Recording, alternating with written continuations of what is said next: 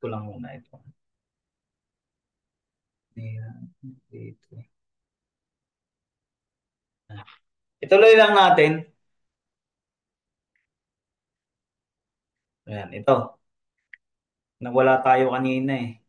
Ayan, doon tayo sa drive block. Bakit natin kailangan i-apply yung drive block characterization dito? Kasi yung drive block natin, kinakarakterization parang calibration din yon. Ano ba yung ano nun, yung effect nun kapag nagre-reading tayo doon sa drive block. Kasi ang drive block, meron niyang radial, axial, at interval ng time interval. Yan. Meron tayo ditong axial, radial axial instability. Ano ba ibig sabihin niyan? Ang ibig sabihin niyan, yung drive block natin, mayroon siyang iba't ibang butas. Hindi yata kita sa camera. Yan. Meron niyang iba't ibang butas. Yan. Ano ba ang temperature dito? Ano ba ang temperature dito? Ano ba ang temperature dito? Ano yung difference nung iba't ibang butas na temperature? Ano yung difference niya? Tapos, yung eggshell naman, ano naman yung difference ng immersion niya? Halimbawa, kinalibrate ang 150 mm yung kanyang immersion na sagad, full immersion. Ano ba yung difference nun sa 50% immersion or 25% immersion? Kasi ito, ang characterization dito, eggshell, yung 25%, yung 50% at 100% na lubog. O, yung difference nun, ano? Pag kinalibrate natin yung thermometer 100%, ano ba yung temperature niya? Pag kinalibrate natin 50%, ano ba yung temperature niya? Accurate pa ba siya? O pag kinalibrate natin sa 25% na lubog dito sa insert, accurate pa ba siya? Yun. Kaya malalaman natin kung malayo ba ang dry block kapag ang na-insert, kasi meron kasing immersion, meron kasing thermometer na maigsi. Ay di mga pagpalagay natin na 25% lang ang malulubog dito sa dry block, makikita natin dito sa characterization na malayo talaga ang reading niya doon sa 25% or 50%. Makikita natin dito sa characterization. Ngayon, difference nung sensor, nung immersion, yan. Yung difference niya, halimbawa, difference ng 100% na lubog, 50%, 25%. Ano yung difference nun? Siyempre, magkakaibang temperature nun. Tapos, sa time naman, ang example ko dito ay sa 250 degrees Celsius. Ano naman ang difference niya kada 30 seconds na reading? Halimbawa, nakaset siya sa 250. 250.5. After 30 seconds, ano yung temperature niya? 250.51. After 30 seconds, 250.51 ulit. After 30 seconds, 250.53. Hanggang matapos. Yan. Ulitin ko lang. Ang dry block radial, yung difference niya kada lubog. Kada lubog. Kada butas. Kasi may difference yan kapag, halimbawa, yung hindi fit yung iyong thermometer, sinalpak mo yun dun sa maluwag, edi malaki ang diferensya nun. O, kaya, yun yung purpose ng dry block radial uniformity testing sa characterization. O, alam na natin. O ngayon, kung sakaling ang dry block mo ay isa lang ang butas, ay di wala siyang radial uniformity. Kasi isang butas lang eh. Wala namang difference yan eh. Pero meron siyang eggshell kasi yung 100% na lubog, 50% na lubog, 25% na lubog. Meron siyang eggshell. Kung naging dalawa na yung butas ng dry block, ay di magkakaroon na siya ng radial kasi yung difference ng dalawang butas. Tapos, gaganunin mo ulit. I-eggshell mo ulit yon. Ah, 100% na lubog, 50% na lubog, 25% na lubog nung isang butas. Susunod na butas, ganun ulit ang gagawin mo. 100% na lubog, 50% na lubog, tapos 25% na lubog. Hanggang kung ilan ang butas niya. Tapos saka mo isusunod yung time interval, yung sa instability naman ng time. Ito, yung dito, instability sa time yan. Ano naman yung difference niya kada 30 seconds nung isang butas na 100% na lubog. O, yan ang difference nun. Tapos susunod naman, sa isa-isa lang ang dadaan lahat. Yung 50% naman ng isang butas na yung 50% na lubog ng isang butas, ano naman yung interval niya? 30 seconds. So, ganun. Basta ganun lang. Balik tayo dito. Sa drive, sa radial, yung difference ng magkakaibang butas. Yung difference niya, ano yung difference niya? Ano ba? 50.1, 50.2, 50.3. Yung difference nun, ano yun? Yun yung radial. Axial naman, yung difference ng kada lubog. Halimbawa, 100% na lubog, 50% na lubog, 25% na lubog. Yung instability naman, yun yung difference na kada time, 30 seconds. O, reading ng 30 seconds, after 30 seconds. O. Ngayon, dahil na-compute na yun, yun yung nandito, na result dito. Yan yung na-testing. Halimbawa, ang sinet kasi dito ay negative 30 lang. Negative 30, o yung radial niya, yung difference ng kada butas ay 0.2. Ibig sabihin, mas accurate pa siya. Kasi 0.2 lang yung difference niya kada butas. O tapos yung kada lubog niya sa axial 0.2, mababa din. Yung instability with time naman, yung difference niya kada 30 seconds. So ayan yung nasukat niya. Oh. Ayan. Ngayon, alam na natin kung ano yung effect nung characterization ng dry block doon sa ating calibration. O kaya i-apply natin 'yan. Saan ba calibrate?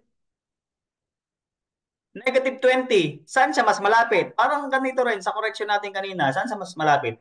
Eh di sa -30, ilalagay natin dito -30. Yan. Tapos, yung sunod, saan ba mas malapit yung -10? Eh di sa -30 pa rin kasi 59 sunod eh. O, -30 pa rin. O, yung 0, -30 pa rin. Yung 50, eh, sa 50 na. Yung 100, ah, sa pwedeng sa 150, pwedeng sa 50. Nasa choice mo yan. Pero, mas okay ako sa taas. Sa round off. O, sunod, 150 rin. Kasi 120 yun eh. O, yan mo kukunin, yung sa characterization. Ngayon, alam na natin kung paano mag-apply niyan. Kasi, kailangan natin i-apply yan. No? Sa -30, so kung -20 siya, edi ito yung apply na ano niya, na sa uncertainty niyan. Ito na yung result niyan. Kasi yung -30, ito yan. -30.201. Ayan, no? Automatic yan dyan. No? 0.158, automatic yan dyan. 0.005. Kahit alin piliin mo yan, automatic. Example, 150. Yung 150 natin ay 0.271. 0.349 ito. Tapos 0.12. O, ayan na. Makikita natin. Yan. Yan yung ating apply ng characterization tsaka ng correction sa certificate. Ngayon, na-apply na natin yan lahat. Anong sunod natin gagawin? Titingnan na natin yung certificate. Kung tama. Magka-counter check tayo ngayon sa datasheet. Bago tayo mag-counter check, tingnan muna natin kung tama ba ang spacing niya. Mag-control P muna tayo. I-hide natin yung hindi kailangan. Ayan. May sobra dito. Tapasin lang natin tong arrow na to sa gilid. Tapos click, drag pababa, hide natin, right click, hide. O yan. O yan na.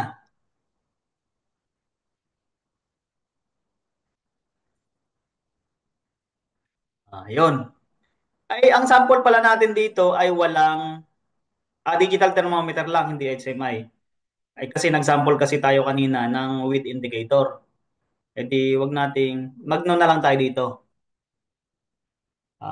Is the UUT temperature with indicator? If yes, fill out the cell. Fill out natin. Di, no. Natin. Kasi nag-example lang naman tayo kanina dyan. Pero ang sample talaga natin ay digital thermometer. Tapos ito, wala na tong value. I-XX na lang natin to.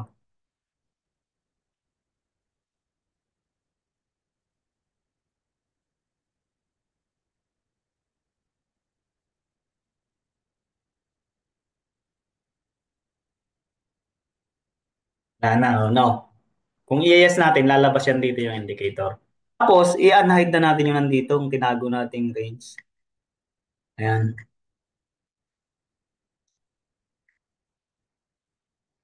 Ayan.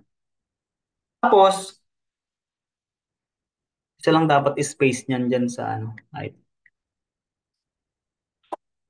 I-control P natin, tingnan natin kung maganda yung certificate yan.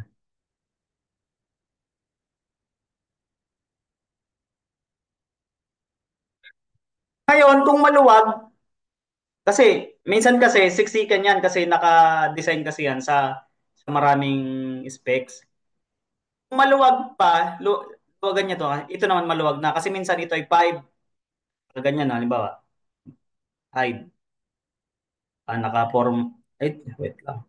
Naka-ano to, minsan naka 5 lang to. Ang row height niya, yung row height ay 5. Nakaganyan lang. Lakihan natin. Oh. Tapos dapat, hindi mali. Ang i-hide natin ito, ang hindi naka-hide yung sa yan. Yan. Hide. Hide natin yan. Right click ulit, tapos hide. Tapos syempre dapat, itong spacing itong spacing na to, same yan ang value. So, tingnan natin ang value nito. Anong raw height ba nito? 10.2. Dapat ito, 10.2 rin. 10.2 rin yan. Kung ano yung spacing ng nauna, dapat ganun din sa lahat. Ito.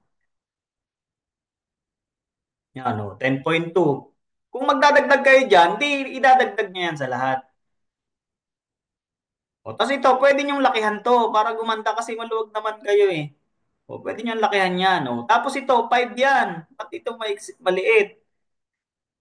10.2 yan pala. 10.2 yan. Kasi 10.2 yung mga una nyo eh. Pero dito, okay lang yan na ganyan kasi under talaga niyan ito. Okay lang. Pero kung halimbawa maglalagay kayo dyan, kasi minsan kasi masikip. Ano, wag na pala. Wag niyo nang pakialaman yung spacing nito. Kasi magkadikit talaga yan nung ano kasi. Kung babasahin nyo yan, may sinasabi siya dyan about dito sa kanyang standard. Yan. Tapos, pare-pareho to. 10.2 rin to. Dapat magkakapareho yung spacing niyan. Hindi, walang dapat ano dyan. Itong dito, hindi nyo kailangan galawin to. Kasi itong calibration result, kadikit talaga niyan nito. Yan, parang ito yan, yung remarks. So, hindi natin kailangan galawin yan. Kasi kadikit talaga yan. Kagaya din dito sa, ano ito, kadikit talaga yan. Pero yung mga spacing, yung mga yan, ito, ito, kailangan pare-pareho yan ng space. Meron ako kasing nakikitang report, malaki to dito, tapos dito, iba yung sukat doon. Hindi pwede.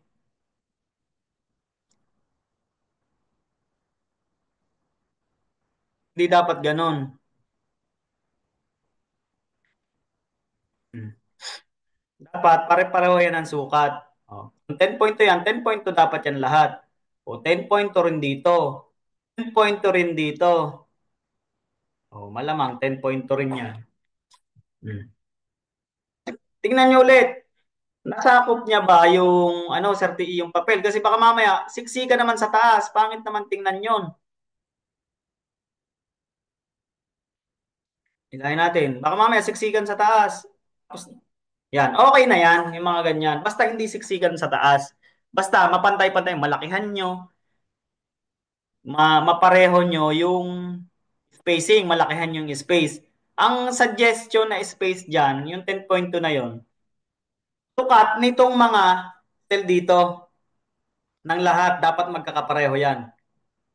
Kung halimbawa, sikip na sikip ka, pwede mong gawin niyang row height 5. Yan. Dito 5. O, dito 5 din. Dito 5 din. Dapat lahat. Pag ginalaw mo yan, 5, 5 lahat. O, pwede mo yan gawing 5. O, gawin mo rin tong 5. Gawin mo rin tong 5. Kung masikip na masikip, gawin mong 5. O, gawin dito, hindi naman nagagawin, nakalak na yun. Pag tinignan mo yan, maganda pa rin siyang tingnan kahit 5 kasi pantay-pantay yan. Pantay-pantay to, pantay-pantay to, pantay-pantay yan. Maganda pa rin siyang tingnan. O pantay-pantayan, pantay-pantayan, pantay-pantayan, pantay-pantay. O dapat ganyan, pantay-pantay. Pero dahil maluwag tayo, edi ayan, may shortcut dito. Itatapat mo lang itong guhit na yan, ito, yung cross na yan sa gilid. Tapos pag dinouble click mo yan, kusang babatak yan. May shortcut yan dyan, o dito. O hindi na ako magra-right click na gagawin kong 10.2. I-click ko lang yan. Hindi itong arrow na to ha. Itong arrow na bababa mo sa gilid. Nilalakihan ko para. Ito. Halimbawa yan. Hindi itong arrow na yan ha. Itatapat mo lang dyan. Ibababa mo yung pinakang kanto sa baba. Yung pinakang gilid ng babang cell na yan. Pag lumabas yung cross na yan, double click mo lang yan. Mag-copy na yan. Doon sa mga hindi lang nakakaalam ha. Malamang alam na yan ng iba. Tapos, yung sunod. Ayan. Tapat mo lang ulit yan. Double click mo lang yan. Double tap mo lang yan. Magkukusa na yan. Dito rin. Double tap mo lang yan. Double tap mo lang yan. Double tap mo lang yan. Yan. Pwede itong taas din, no? Pwede mo rin yung lakihan. Kung maluwag na maluwag ka. Pero kung hindi naman maluwag, kagaya niya, nasagad na. Yan. Kailangan, hindi kayo lalampas dyan sa dot, dot, dot na yan. Kasi pag lumampas kayo sa dot, dot na yan, yan dot, dot, kasi yan, pasok pa yan, tinan mo. Kasi nakapasok pa siya sa broken line eh. Ayan, nakapasok siya sa broken line. So, pag lumampas yun dun sa broken line, subukan natin humaba. O lumabas yung end certificate, tingnan mo mangyayari. Tsaka itong page 1 of 1. Hindi na yan makikita. Hindi nakita o nakatago na. Kasi lumampas siya doon sa broken line. Dapat hindi yan lalampas. Ganyan lang. Kung lumampas yan, yung mga spacing nito, gawin mo na lang 5. Gawin mo na lang 5 yan. Yung mga spacing na natitira, gawin mo na lang 5. O kaya ito, gawin mo na lang tong 10.2. Kasi 10.2 yung normal nito. Ay hindi, 5 to. Gawin mo na lang tong 5. So madalas naman ito ay 5. Pero pag yung maluwag na maluwag kasi, sayang yung space, ginagawa ko yan 10.2 rin. Yan. Okay naman yung 5. Ito na ang ating certificate yan.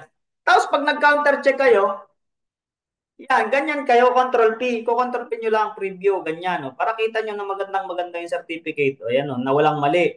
Tapos, kung nag-counter check kayo, hindi yung checkan nyo yung datasheet nyo. Habang nagta-type kayo, pagkatapos nyo i-report, saka nyo checkan. Hindi pwedeng type, check. Hindi.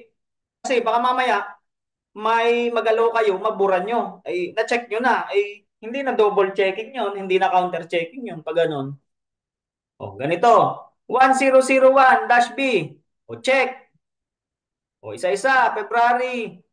Digital thermometer. Check. Hindi pala. Tignan mo. May napansin agad ako ng mali. Kasi hindi natin napalitan na RTD sensor. Tapos yung ano nyo. Di baguhin natin kasi digital thermometer tapos testo pala yon. Oh. Di nag-counter check tayo. Di meron tayong example na mali. Testo. Testo.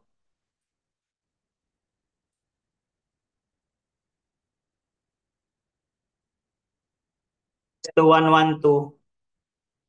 112.037, no? Tama na. O, yan. Digital thermometer, check. -25. O, 0 to 200 yun. Mali na naman. O, -25 to 120. Kasi nag-ano tayo kanina, nag-sample ng RTD. O, eh di meron tayong sample ng mali.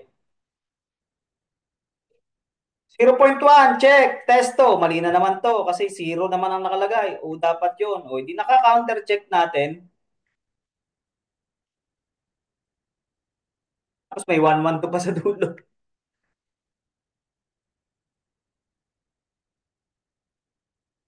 O, na-check natin, di ba? O, testo, check. 112, check. 037637778, check. Identification, not indicated, check. Sensor type, RTD-PT100. O, mali kaga, mali na naman. O, NTC. O, di may counter-checking tayo. Thermistor, NTC. O, di ba? May sample tayo ng pag-check. Buti na mali yung gawa natin kanina para may sample tayong check. Thermistor, NTC, check. Ito, check. 125 mm, check. 125 mm immersion, check. Stainless steel, check. Oh, on-site or in-house? On-site, check. Chem operation, chem lab. Oh, temperature lang ang nakalagay. Di mali. Chem lab pala. Na ibig sabihin, marunong na tayo mag-check kapag napanood natin to. Chem lab pala. Hindi pwede kasing iasan lang natin sa nag-check. Maiinis sa inyong nag-check. Ibig sabihin, hindi kayo nagtatrabaho ng tama. Chem lab, check. February 3, check. 2025, check. O, tapos, dapat, siguro, mag-aksaya din kayo ng oras para basahin din ang mga certificate para maintindihan nyo ano bang ibig sabihin yan. This instrument has been calibrated accordance with Algometrics, AMP, 200 CP. Ano ba ibig sabihin yan? Yung 200 series ay procedure natin yan. CP, calibration procedure. Ang ibig sabihin yan. Calibration of digital temperature indicator system using below standard instrument which is are traceable International System of Unit. O, ibig sabihin, bawal tayo magpa-calibrate na hindi traceable sa SI unit as maintained by National Metrology Institute through issuing accredited laboratory. So, ayan na nga, napaliwanag ko na to kanina. Traceable tayo sa SI kasi yung NIM Thailand, traceable yan sa SI. Yung Southern, traceable din yan sa SI. O, dapat pag-aksayahan nyo yan ng oras kahit isang beses lang. O, tapos, remarks. Ano ba ang nakalagay dito sa remark? Basahin nyo yan. Hindi mo naman kailangan laging basahin. Ang laging titingnan mo lang dito, yung number 1 lang. Kasi yan lang naman yung nababago-bago dyan. Pero yung 2 hanggang 4, fix na yan. Pero basahin nyo rin para alam nyo ibig sabihin. No adjustment will perform on the UUT. The user should determine suitability of the instrument for its intended use. O, walang adjustment na nangyari. Ibig sabihin. Tapos, yung end user dapat ang mag-determine kung paano nila gagamitin ang kanilang standard. Uncertainty stated is the expanded uncertainty obtained by multiplying the standard uncertainty by the coverage factor. Okay. It has been, anong ibig sabihin niya? It has been determined in accordance ISO guide, the uncertainty measurement, ISO GAM. The value of the measurand lies within the assigned range of value with a probability of 95%. Ang ibig sabihin niyan, yung uncertainty daw natin, ay tinimes natin sa coverage factor. Yan. Itong uncertainty result na to, times natin sa 1.98, kaya naging 0.34. Kaya kung i-divide mo yung 0.34 sa 1.98, iyon yung atin talagang totoong uncertainty. Kaya lang yan ganyang kalaki kasi na-expand siya, times siya dito. Ano? Ganyan yon. Tapos, nakabase yun sa ISO. Siyempre, ISO tayo eh. ISO guide the uncertainty of measurement yan eh.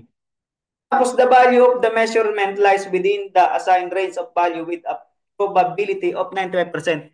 Kung gaano katotoo ang result natin ay 95% lang. Hindi 100%, hindi 96, 97, 98, 99, 100, hindi. Hanggang 95% lang. Pero malay mo, pagdating ng panahon, pwedeng maging 98, 96. Kung accurate na ang ating mga standard. Base yan sa ISO GAM ha, hindi yan sa atin. Tapos, the temperature quoted refers to the International Temperature Scale of 1990. O, 1990 pa, matagal na. Yung ITS, kung makikita nyo yung may guideline na ITS, yung International Temperature Scale of 1990. Yan, naka-refer tayo doon sa temperature sa ITS 1990. Tapos calibration results were those obtained at the time of calibration and refer only to the particular instrument calibrated. O ito, dapat alam nyo to. Kasi merong kliyente, ba't malayo yung reading namin, sir? Iba dun sa reading nung paggawa nyo. Sir, yung result namin, base lang yun sa time na yun. Nung time na kinalibrate namin. Yun sa mga susunod na araw, pwede kasing mangyari na ma-defective yan, lumayo yan, kasi may nabagsak, nabasa. Pwedeng mangyari yan kasi may effect dyan yung mga environment, pwede masira. Yung time na yon, itong result natin, base lang ito doon sa time na ginawa natin. Calibration result were those obtained at the time of calibration. Doon lang. Na pwede tayong magsabi sa kliyente na, sir, yung time na lang na yon, yan yung result. Pero yung sa mga susunod na araw, pwede po yung mabago. Pwede yung mabagsak, o pwedeng mabasa, pwedeng masira yung sensor. Pwedeng ganon. May effect na kasi yon kasi nasa field siya eh. O, yan yan. Yan yung ating tagapagtanggol, yung nasa baba na yan. Tapos, yan na yung result na yan. Oh. Yung test point natin, okay lang yan kung hindi naman, halimbawa, 20.5, ilabas mo yung decimal kasi magiging 21 yan. Pero ang test point, hindi yan kailangan na hindi naman siya violation kung iwa 1 decimal, ay walang decimal yan. Yan. Pero kung halimbawa, 20.5, ilabas mo yung 0.5. Yung unit under test mean reading naman, yan, nakabase yan sa resolution. Ilan ba resolution mo? Kasi kung ano yung resolution mo, yun din yung lalabas na decimal mo dito. Kasi yun yung nakikita mo. Ganon din sa standard. Kung ano yung nakikita mong resolution sa standard na ni-reading mo, ganon din dapat ang lalabas dito. Tapos yung correction, ganon din. Nakabase naman yung correction kung ano yung decimal ng standard natin. Doon yan nakabase. Hindi yan sa UUT. Ha? Kasi kung sa UUT yan nakabase, hindi mo makikita yung correction yan kasi nakatago yan dito eh. Sa point 1. O yung uncertainty of measurement natin ay too significant. Alam nyo naman na ang too significant. Yan, basahin nyo na lang yan. Alam nyo na ang too significant. Ibig sabihin yung mahalaga, significant. Dalawang mahalagang number. O yung zero, hindi yan mahalaga. Walang halaga yan. Coverage factor, lagi itong 2 decimal. Iba yung 2 decimal sa 2 significant ha. Iba. No. Iba yon. Halimbawa yan. Yan, 2 significant yan. Pero hindi yan 2 decimal. 1 decimal lang yan. Ito, 2 decimal yan, pero 3 significant na yan. Kasi lahat yan ng value yan may halaga. Ito, 2 significant lang to kasi wala namang value yung zero eh. Dinagdagan natin, 3 significant na yan. Pero 3 decimal din yan. Okay. O, tapos yung calibrated by, kung sino nag-calibrate, approve signatory, ako. O, tapos end certificate, makikita nyo yung end certificate. Tapos, 1 of 1.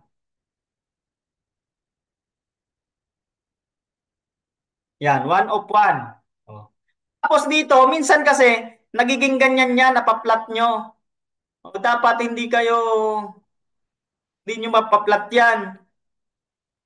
Kung halimbawa, nakita nyo na deform na ganyan, ayusin nyo. Yan, ihaba nyo, ayusin nyo yan. O, ihaba nyo na. Mas maganda, mas mahabang konti. Yan. Pag control P mo yan, square yan. Yung may medyo mahaba-habang konti. Ayan o. Huwag yung pag na-plot niya, pag na-plot na yan, baguhin nyo na. Okay, may natutunan tayo ngayon na dapat may natutunan talaga tayo sa reporting. Kasi pag hindi nyo to pinanood, hindi kayo nag-aral, walang mangyayari sa inyo. Kailangan may alam kayo. May nagtanong sa akin dito, si Aldrin. Tutin lang natin ang kanyang tanong.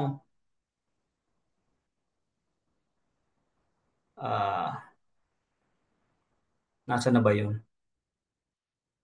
Sagutin lang natin ang tanong ni Aldrin.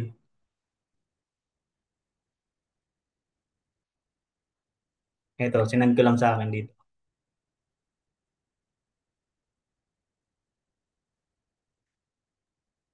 Ito. Sir, yung sa part 1, ang nakalagay sa datasheet 125 mm. Hindi na po ba susunod dapat sa dry block characterization?